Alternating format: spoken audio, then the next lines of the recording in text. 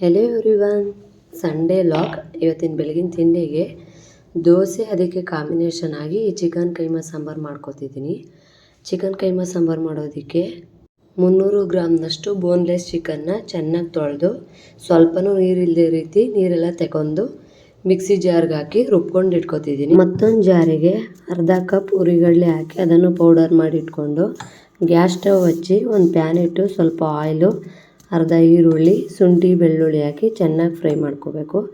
ಅದು ಸ್ವಲ್ಪ ಚೆನ್ನಾಗಿ ಫ್ರೈ ಮಾಡಾದಮೇಲೆ ಅರ್ಧ ಬೌಲ್ ಕಾಯಿ ತುರಿ ಹಾಕಿ ಅದನ್ನು ಸ್ವಲ್ಪ ಚೆನ್ನಾಗಿ ಫ್ರೈ ಮಾಡ್ಕೋಬೇಕು. ಅದರಲ್ಲಿರೋ ನೀರಿನ ಅಂಶ ಹೋಗೋ ತನಕ ಫ್ರೈ ಮಾಡಿಕೊಂಡು 1 ಟೇಬಲ್ ಸ್ಪೂನಿನಷ್ಟು ಚಕ್ಕೆ ಲವಂಗ ಪೌಡರು, 1/4 ಸ್ಪೂನು ಗಸಗಸೆ ಹಾಕಿ ಅದನ್ನು ಸ್ವಲ್ಪ ಫ್ರೈ ಮಾಡಿಟ್ಕೊಂಡು ಕೊನೆಯಲ್ಲಿ ಕೊತ್ತಂಬರಿ ಹಾಕಿ ಸ್ವಲ್ಪ ಫ್ರೈ ಮಾಡಿ ಅದು ತಣ್ಣಗಾದ್ಮೇಲೆ ಜಾರ್ಗೆ ಹಾಕಿ ಸ್ವಲ್ಪ ಖಾರ ಪುಡಿ ಹಾಕಿ ನೀರು ಹಾಕದೆ ನುಣ್ಣಗೆ ಪೇಸ್ಟ್ ಮಾಡಿ ಒಂದು ದೊಡ್ಡ ಬೌಲ್ಗೆ ಹಾಕಿ ಆಗಲೇ ರುಬ್ಬಿಟ್ಕೊಂಡಂಥ ಚಿಕನ್ನು ಮತ್ತು 4 ಸ್ಪೂನ್ ಹುರಿಗಡಲೆ ಪೌಡರ್, ಸ್ವಲ್ಪ ಸಾಲ್ಟ್ ಹಾಕಿ ನೀಟಾಗಿ ಮಿಕ್ಸ್ ಮಾಡ್ಕೋಬೇಕು.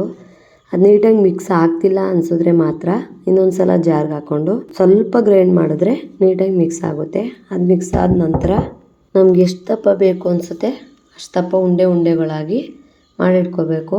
ಎಲ್ಲನೂ ಉಂಡೆ ಮಾಡಿಟ್ಕೊಂಡು ಸಾಂಬಾರಿಗೆ ಮಸಾಲೆ ರುಬ್ಕೊಳ್ಳೋಣ ಅಂತ ಒಂದು ಜಾರಿಗೆ ಶುಂಠಿ, ಬೆಳ್ಳುಳ್ಳಿ, ಈರುಳ್ಳಿ, ಕೊತ್ತಂಬರಿ ಸೊಪ್ಪು, ಚಕ್ಕೆ ಲವಂಗ ಪೌಡ್ರು, ಸ್ವಲ್ಪ ಕಾಳು ಮೆಣಸು, ಅರಿಶಿಣ ಹಾಕಿ ಪೇಸ್ಟ್ ಮಾಡಿಕೊಂಡು ಒಂದು ಪಾತ್ರೆ ಇಟ್ಟು ಸ್ವಲ್ಪ ಆಯಿಲ್ ಹಾಕಿ ರುಬ್ಬಿದಂಥ ಈರುಳ್ಳಿ ಪೇಸ್ಟ್ ಹಾಕಿ ಚೆನ್ನಾಗಿ ಹಸಿ ವಾಸನೆ ಹೋಗೋ ತನಕ ಫ್ರೈ ಮಾಡ್ಕೋಬೇಕು.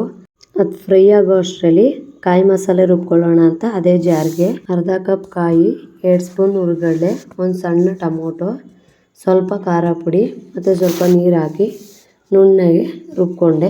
ಅಷ್ಟರಲ್ಲಿ ಈರುಳ್ಳಿ ಮಸಾಲೆ ಚೆನ್ನಾಗಿ ಫ್ರೈ ಆಗಿತ್ತು. ರುಬ್ಕೊಂಡಿರೋಂಥ ಕಾಯಿ ಮಸಾಲೆ ಹಾಕಿ ಅದನ್ನು ಸ್ವಲ್ಪ ಫ್ರೈ ಮಾಡಿಕೊಂಡು ನೀರು ಮತ್ತು ರುಚಿಗೆ ತಕ್ಕಷ್ಟು ಉಪ್ಪು ಹಾಕಿ ಚೆನ್ನಾಗಿ ಕುದಿಸ್ಕೋಬೇಕು.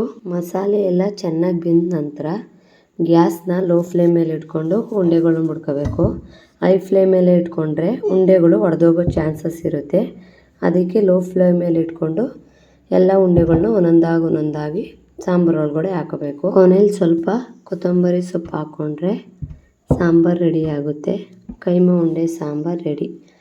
ಇಷ್ಟ ಆದರೆ ನೀವು ಒಂದು ಸಲ ಟ್ರೈ ಮಾಡಿ ನೋಡಿ, ಚೆನ್ನಾಗಿರುತ್ತೆ. ನಾನು ಫಸ್ಟ್ ಟೈಮ್ ಟ್ರೈ ಮಾಡಿದ್ದು, ಚೆನ್ನಾಗಿ ಬಂದಿತ್ತು.